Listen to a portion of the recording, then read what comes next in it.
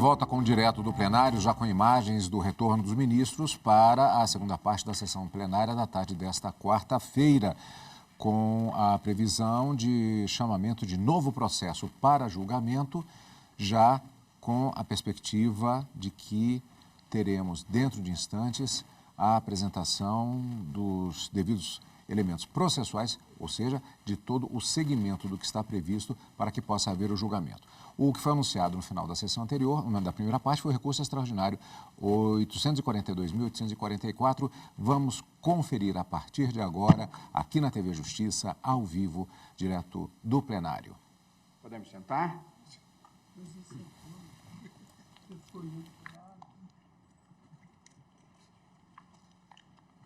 São 3 sustentações? Boa tarde a todos. Retomando a nossa sessão, chamo para julgamento o recurso extraordinário 842.844, procedente de Santa Catarina, da relatoria do ministro Luiz Fux, recorrente ao Estado de Santa Catarina e recorrido é Rosimere da Silva Martins, figurando como amicus curiae o município de São Paulo. Este é um caso relacionado ao direito de gestante e é um caso associado a 3 objetivos de desenvolvimento sustentável do milênio: igualdade de gênero, trabalho decente e crescimento econômico e redução das desigualdades. Passo a palavra ao eminente relator, ministro Luiz Fux, para relatório. Presidente, ilustre representante do Ministério Público, eminentes pares, trata-se de um recurso ordinário interposto pelo Estado de Santa Catarina, com fulcro no artigo 102, inciso 3º, alíneas A e C da Constituição da República, contra um acórdão que julgou procedente a ação rescisória da recorrida Rosimere da Silva Martins, acimentado. Ação rescisória, alegação de violação de literal dispositivo legal. Artigo 485 do CPC. Professora, contratação temporária, gravidez no referido período, término do contrato de trabalho, pedido de reconhecimento da estabilidade provisória e da necessidade de concessão da licença gestação. Acórdão objurgado que negou tais benefícios, divergência da matéria, no âmbito deste Tribunal de Justiça. Utilização desse entendimento, caracterização de infringência do areste aos artigos 7º, inciso 18º e 39, parágrafo 3º, ambos da Carta Magna, bem como o artigo 10, inciso 2º-B do ADCT. Direito da autora, percepção dos valores referentes ao período que permaneceu indevidamente afastada. Axio procedente.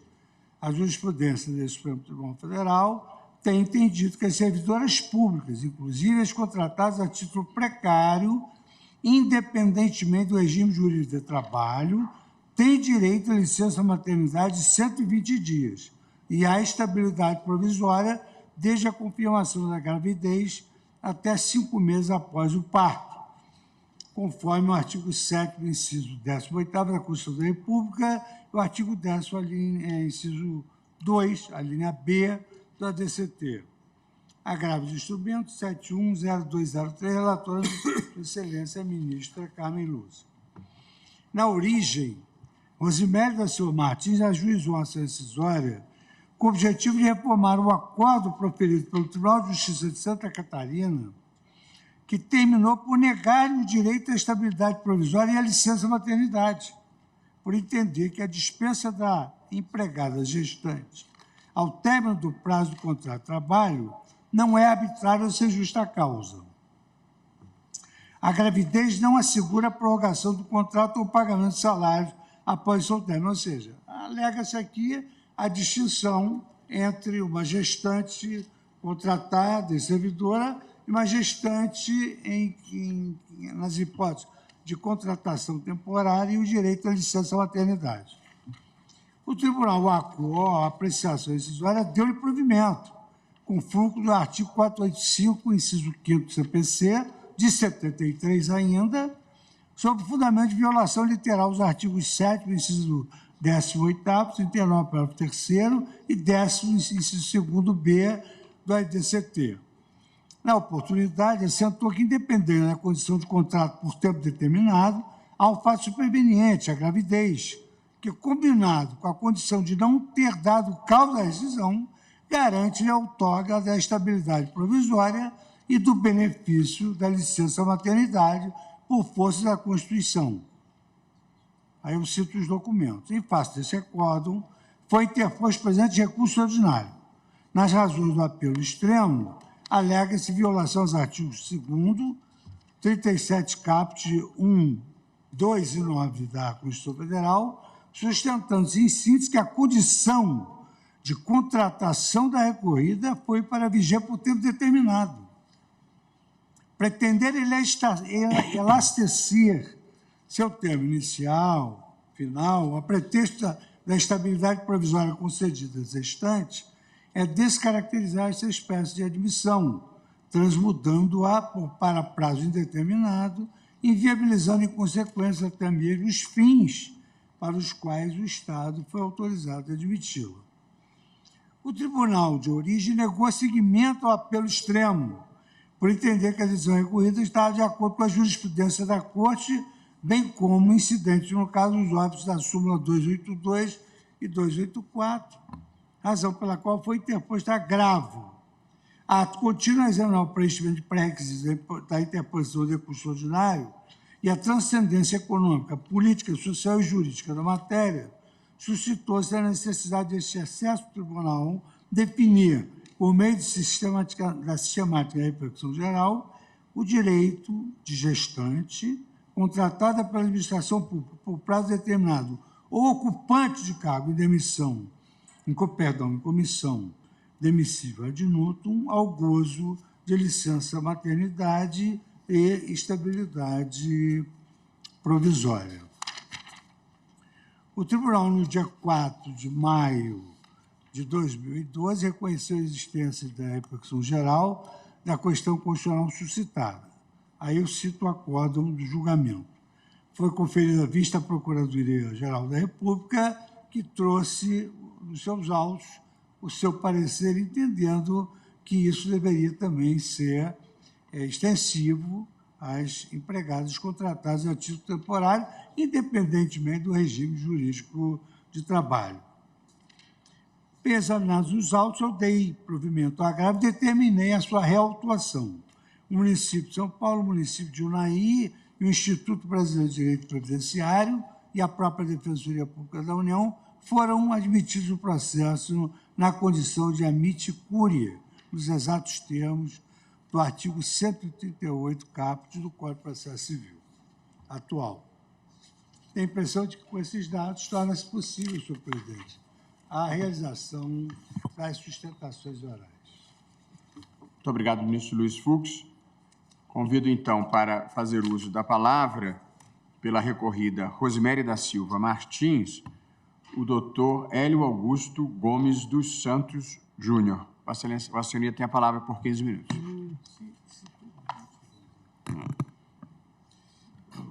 Excelentíssimo senhor presidente, ministro Luiz Roberto Barroso, excelentíssimo ministro relator Luiz Fux, excelentíssima ministra Carmen Lúcia e excelentíssimos ministros, excelentíssima vice-procuradora-geral da República, faço essa sustentação pela parte recorrida, senhora Rosemary da Silva Martins.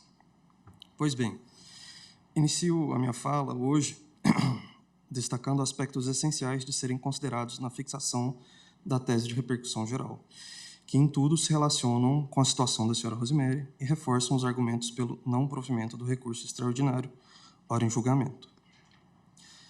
Considerando que o presente julgamento se dá sob o rito da repercussão geral, excelências, é pertinente o lembrete de que a tese fixada impactará pessoas em situações muito diversas.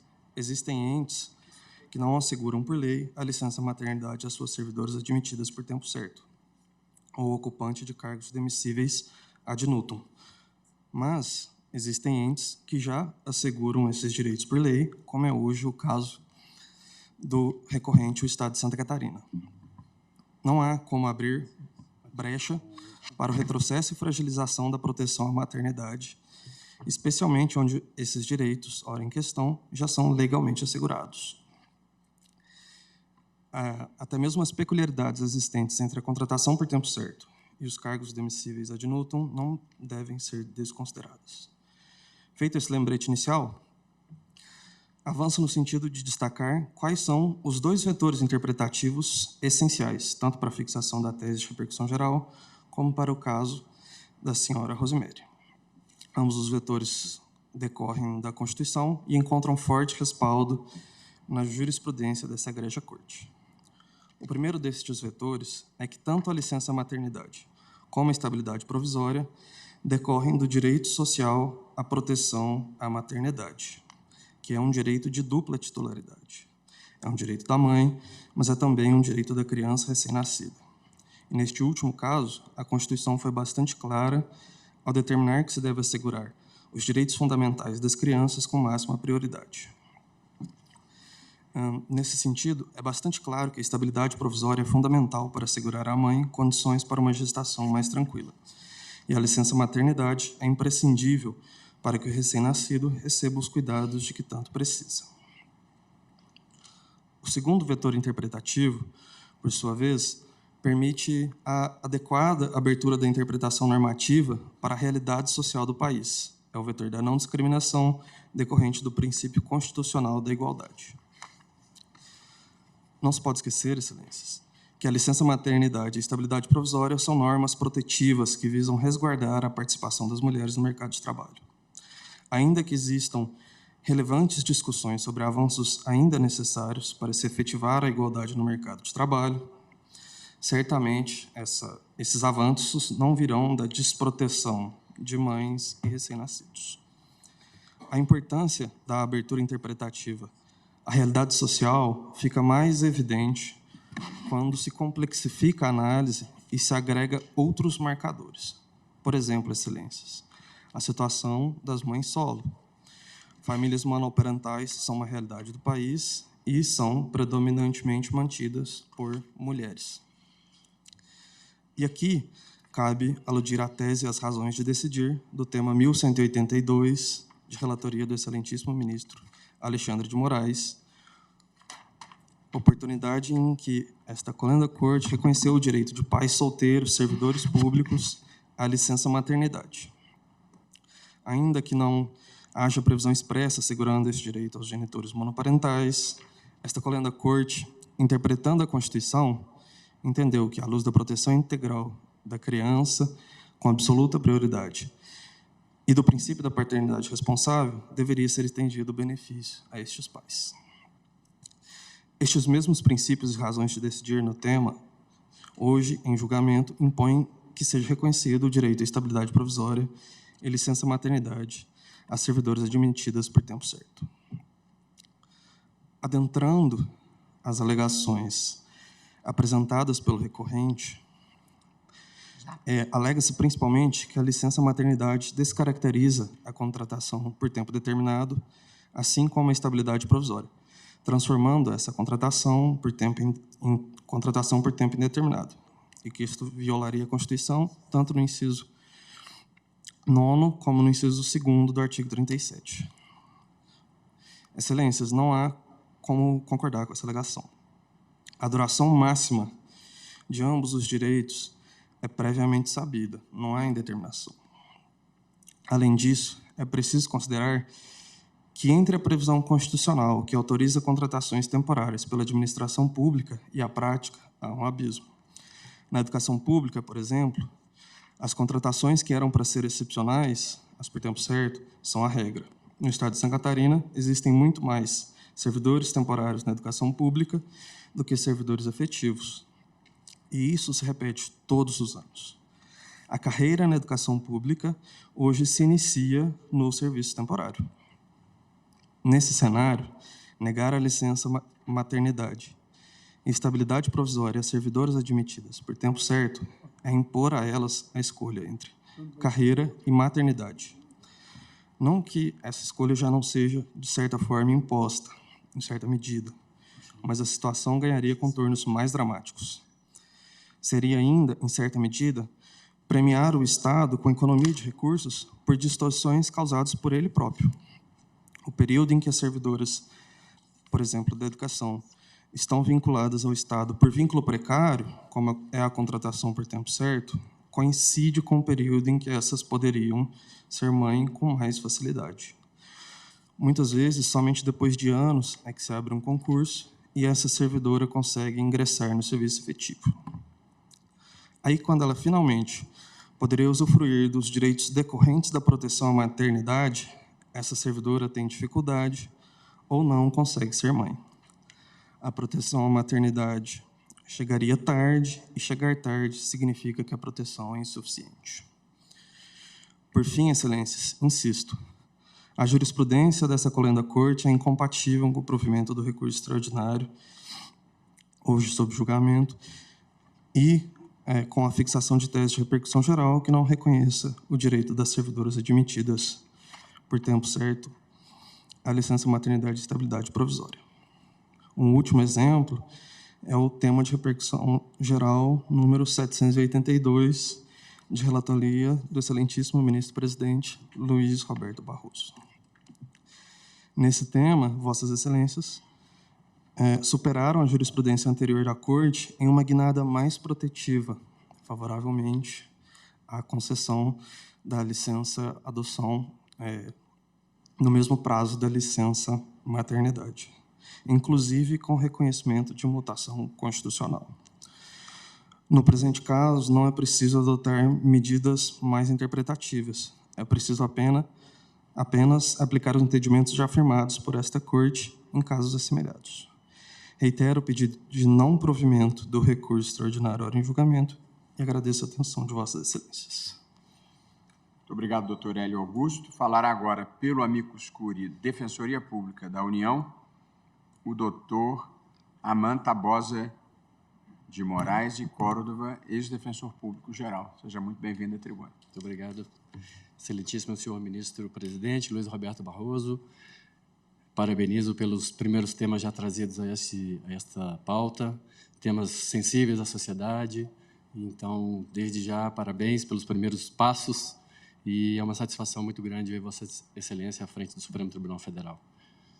Cumprimento a excelentíssima senhora ministra Carmen Lúcia, digníssima representante das mulheres nessa Corte Suprema, excelentíssimo senhor ministro relator, Luiz Fux, peço licença para, em nome de Vossa Excelência, cumprimentar todos os demais ministros desta Suprema Corte. Cumprimento ainda a excelentíssima vice-procuradora-geral da República, doutora Ana Borges Coelho Santos, a senhora secretária desta sessão plenária, senhoras e senhores. Conforme bem relatado pelo ministro Luiz Fux, este Supremo se debruça agora sobre o tema da sistemática da repercussão geral 542, saber se o direito ou não da gestante contratada pela administração pública por prazo determinado ou ocupante de cargo em comissão demissível ad nutum ao gozo de licença maternidade e à estabilidade provisória desde a confirmação da gravidez até 5 meses após o parto. Esse é o tema central. Lembrando que, no caso concreto, o contrato tinha como termo final 31/12/2002 e a criança nasceu em 2/2/2003. Portanto, obviamente, a gravidez se deu no contrato durante a vigência do contrato temporário. O ente público, excelências, aponta, como bem relatado pelo ministro Fux, violação ao artigo 37 caput, ao inciso 9º, ao inciso 2º e ao artigo 2º também, todos da Constituição Federal, que dizem, respectivamente, sobre os princípios da administração pública, sobre os princípios que autorizam a contratação temporária, sobre a regra do concurso público e sobre a harmonia entre os poderes, não podendo o Poder Judiciário determinar que o Executivo seja obrigado a pagar por aquilo que o ente público entende que não é devido. Então, alega o Estado de Santa Catarina que o acórdão pretendeu elastecer o termo final do contrato de trabalho a pretexto da estabilidade provisória concedida à gestante, descaracterizando esta espécie de admissão, transmudando-a para prazo indeterminado, inviabilizando, em consequência, até mesmo os fins para os quais o Estado foi autorizado a admiti-lo.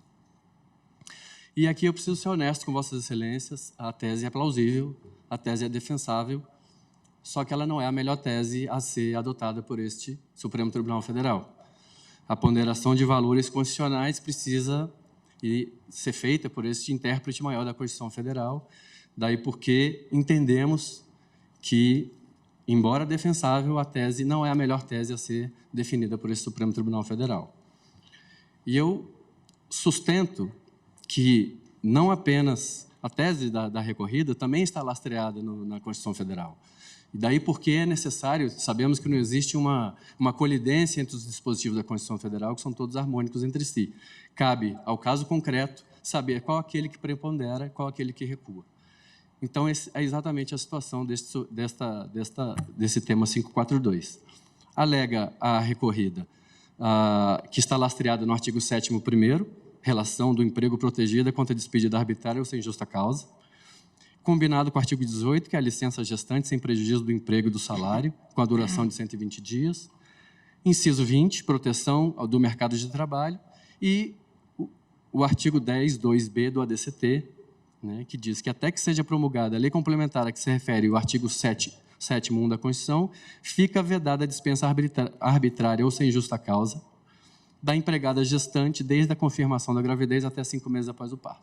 Então, nós temos aqui também assento constitucional na discussão trazida pela recorrida. Então, nós temos, obviamente, duas teses plausíveis, né?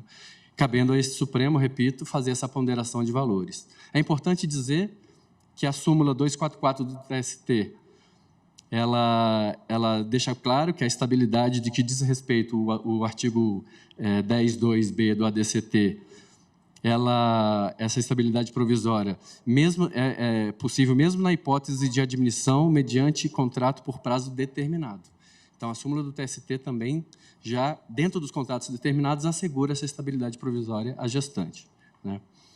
Então, em verdade, há um elemento uniformizador entre as trabalhadoras gestantes em geral, que é a proteção assegurada pela Constituição da República, a maternidade e a criança. E aqui eu cito, porque eu vou adentrar nesse tema, e a criança. Para que se acione essa proteção, basta que exista o vínculo, independente do regime jurídico aplicável e do ente federativo envolvido, e que se sobrevenha a condição de gestante durante esse vínculo. Então, esses são os requisitos que precisam ser aplicados a toda e qualquer gestante, seja o contrato temporário, seja o contrato administrativo, seja o contrato pela CLT, né? E não por acaso, esta Suprema Corte, e eu aqui cito 2 exemplos, um de cada turma, a primeira e a segunda turma, RE 634093, do ministro Celso de Mello, e do próprio ministro relator, ministro Fux, no agravo de instrumento 804-574, todos do Distrito Federal, né? Essa Corte admitiu proteção constitucional, prevalece em favor dos trabalhadores em geral, qualquer que seja o regime jurídico a elas aplicável, não importando se contratual ou administrativo, mesmo que precário ou por prazo determinado. Portanto, esse tribunal, por suas 2 turmas, já se debruçou sobre esse tema específico e, no caso, daria desprovimento ao recurso do ente estatal.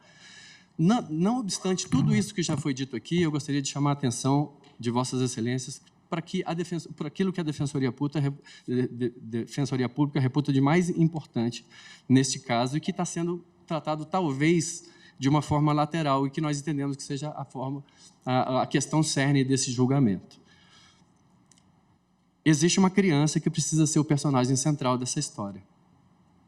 O princípio da proteção integral e o princípio da prioridade absoluta previstos no artigo 227 precisam ser o ponto fundamental deste julgamento.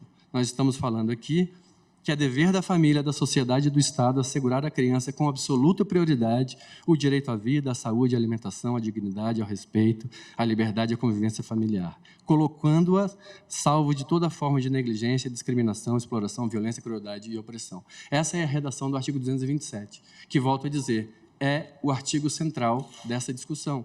Existe uma vida que precisa ser protegida naquele momento inicial, naquelas primeiras horas, naqueles primeiros dias e meses da vida dessa criança.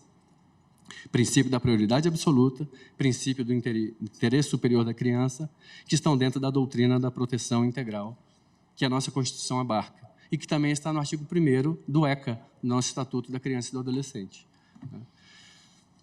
É preciso, portanto, dizer que o Brasil é signatário da Convenção Internacional dos Direitos da Criança, que, por sua vez, tem por base a Declaração Universal dos Direitos da Criança, que, no seu princípio 4º, diz que a criança gozará os benefícios da Previdência Social, terá direito a crescer e criar-se com saúde. Para isto, tanto a criança quanto a mãe são proporcionados cuidados e proteção especiais, inclusive adequados cuidados pré- e pós-natais.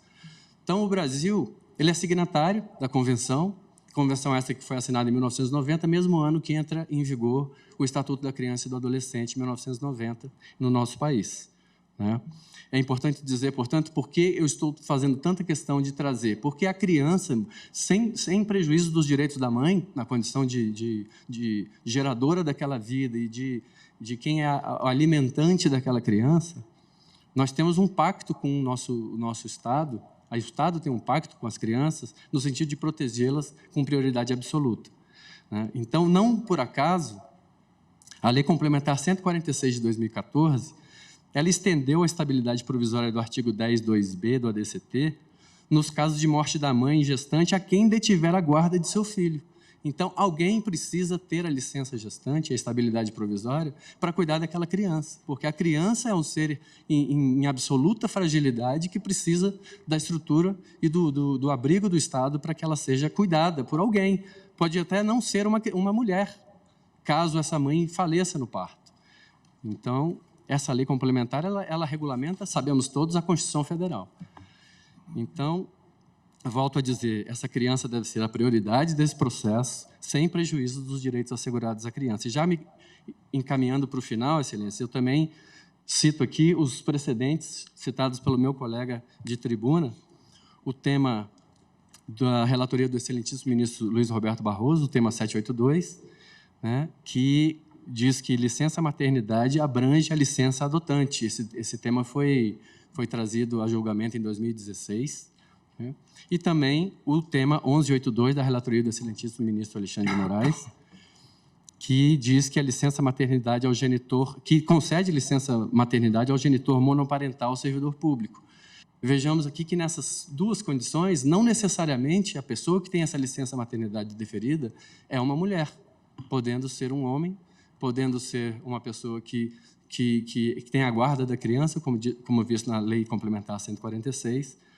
Então, por essa razão, a gente entende que, a despeito de toda a base constitucional que existe na defesa para o desprovimento desse recurso por parte da recorrida, nós entendemos que o artigo 227 e essa criança, ela precisa ser o elemento central desse julgamento para que ela seja protegida e para que o Brasil possa cumprir o que está disposto no artigo 227, sem prejuízo dos dispositivos do artigo 7º da Constituição Federal já aqui citados.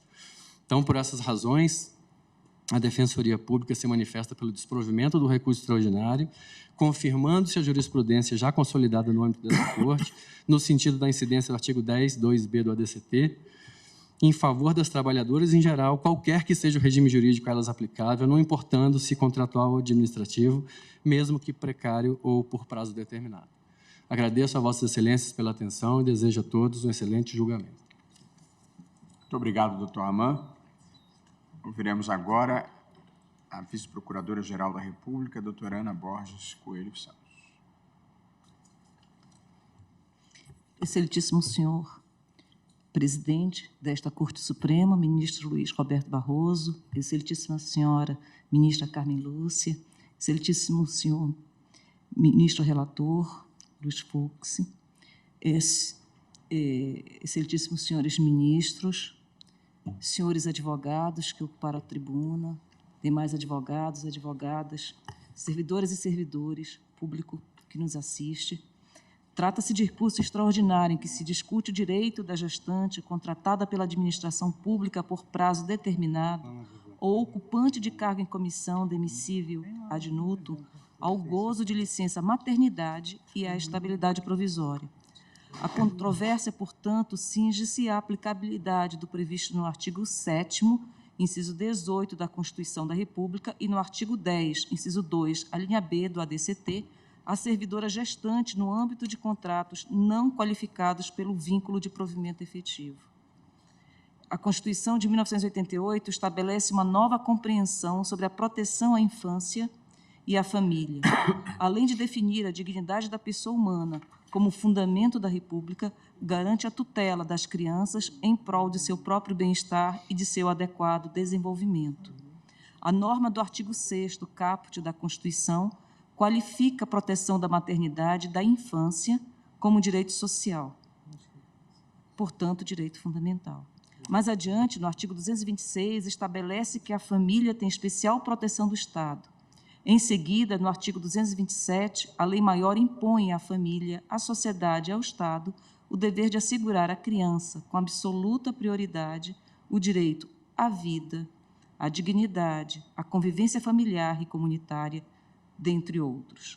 A expressão com absoluta prioridade indica a opção feita pelo Constituinte originário de conferir proeminência na proteção dos direitos dos menores, e essa decisão política fundamental reverbera no tema ora em julgamento. Tal como afirmado no julgamento plenário desta Suprema Corte, em 12 de maio de 2022, no recurso extraordinário 1348854 de São Paulo, relator ministro Alexandre de Moraes, a ratio das normas constitucionais de proteção ao direito à maternidade, Constituição Federal, artigos 6º, 7º, inciso 18, 201, bem como de proteção à família, Constituição Federal, artigos 226, 227 e 229, tem também como finalidade a absoluta prioridade que a Constituição Federal, em seu artigo 227, estabelece para integral proteção à criança, inclusive ao recém-nascido. No Brasil, a licença-maternidade surgiu em 1943, com a consolidação das leis do trabalho, tendo sua instituição refletido a compreensão de que precisaria de um interstício temporal junto à criança recém-nascida para garantir a qualidade de vida deste novo ser, que deve ser protegido pelo Estado, proporcionando-se-lhe condições para que tenha os cuidados, carinho e afeto de que necessita e que são indispensáveis à sua evolução. A Constituição elegeu como valor fundante a dignidade da pessoa humana, artigo 1º, inciso 3, o direito fundamental à proteção à maternidade e à infância, artigo 6º, e assim também a licença gestante, sem prejuízo do emprego e do salário, com a duração de 120 dias, artigo 7º, inciso 18. Objetivando dar concretude ao direito esculpido, vedou-se na regra do artigo 10, inciso 2, a linha B do ADCT, a dispensa arbitrária ou sem justa causa da empregada gestante, desde a confirmação da gravidez até 5 meses após o parto, até que fosse promulgada a lei complementar a que se refere o artigo 7º, inciso 1 da Constituição. Nesse contexto, o direito à licença-maternidade consiste em benefício assegurado pela Constituição às trabalhadoras urbanas e rurais, bem como às ocupantes de cargos públicos, artigo 39, parágrafo 3º, cuja finalidade é a de assegurar à mãe um período de convívio com a criança mediante afastamento laboral remunerado. De outro lado, ao garantir a estabilidade à trabalhadora gestante, a Constituição protege não apenas a grávida, mas também a criança que está para nascer em um ambiente de segurança psicológica e econômica. Trata-se também de medida que visa a combater discriminações incrustadas na sociedade em relação à maternidade, presente a dificuldade que a mulher teria em encontrar emprego no caso de despedida durante a gravidez ou no imediato pós-parto. Diante do tratamento constitucional de ampla proteção à maternidade, a outorga da licença-maternidade e da estabilidade provisória pauta-se no melhor interesse da criança e na proteção da família, bens jurídicos amparados pela Constituição. Desse modo, restringi-los em razão da natureza jurídica de contratação da gestante significaria mitigar a efetivação dos direitos assegurados pela Constituição Federal, comprometendo-se indevidamente a real concretude à integral proteção da criança e da maternidade. Externando essa mesma compreensão, ambas as turmas deste Supremo Tribunal Federal possuem precedentes que amparam servidoras públicas gestantes, independentemente do regime jurídico a que estejam vinculadas, garantido-lhes o direito constitucional à estabilidade provisória, expresso em indenização substitutiva de valor equivalente ao da remuneração percebida, como se em exercício estivessem até 5 meses após o parto. Recurso extraordinário 597989, relator ministro Ricardo Lewandowski, primeira turma, julgado em 2010. E recurso extraordinário 1299005, relator ministro Nunes Marques, julgado em 23 de novembro de 2021. Esse entendimento também se harmoniza com a tese firmada por este Supremo Tribunal Federal em relação ao tema 497 da sistemática da repercussão geral, no julgamento plenário em 10 de outubro de 2018, do recurso extraordinário 629053, relator para o acordo do ministro Alexandre de Moraes, oportunidade em que a maioria desta Corte formou entendimento de que a incidência da estabilidade prevista no artigo 10, inciso 2 do ADCT, somente exige a anterioridade da gravidez à dispensa sem justa causa. A partir da reafirmação da jurisprudência já consolidada na Suprema Corte, a extensão dos direitos à licença maternidade e à estabilidade provisória para gestantes contratadas por prazo determinado ou ocupantes de cargos comissionados ad nutum, haverá de ocorrer nos mesmos termos das demais servidoras e empregadas grávidas. Essa é, data vênia, a interpretação compatível com o modelo constitucional de família e com o dever constitucional de proteção integral, com absoluta prioridade dos interesses do menor. Em face do exposto, manifesta-se a Procuradoria-Geral da República pelo desprovimento do recurso extraordinário e, no tocante à repercussão geral da matéria, pela fixação da seguinte tese: a gestante contratada pela administração pública por prazo determinado ou ocupante de cargo em comissão demissível ad nutum faz jus à licença maternidade e à estabilidade provisória. Obrigada. Muito obrigado, senhora vice-procuradora-geral. O ministro Luiz Fux me informa que tem um voto longo nessa questão importante e delicada e que não teria tempo de concluí-lo antes do término da sessão, inclusive porque às 18 horas teremos o lançamento de um livro coordenado pelo professor Luiz Edson Fachin, pelo professor Álvaro Souza Cruz, que inclusive me deram uma carona, e também por mim, que nos reuniremos na biblioteca às 18 horas. De modo que retomaremos amanhã. Muito importante, o início da sessão amanhã será uma sessão solene, em que virá o presidente do Senado, já confirmado, e o presidente da Câmara, e esperamos, o presidente Lula está ainda se recuperando de cirurgia, mas haverá um representante do presidente da República, e eu mesmo para uma celebração dos 35 anos da Constituição, e, na sequência, teremos a nossa sessão normal com o voto do ministro Luiz Fux, neste caso, e retomaremos a pauta que vai ser divulgada em seguida. Em razão de circunstâncias dos dignitários que nos visitam, eu pediria o esforço de começarmos pontualmente às 14 horas, porque um dos convidados tem outro compromisso e precisará se retirar. Ok? Agradecendo a presença de todos, cumprimentando os senhores advogados que estiveram na tribuna, declaro encerrada a sessão.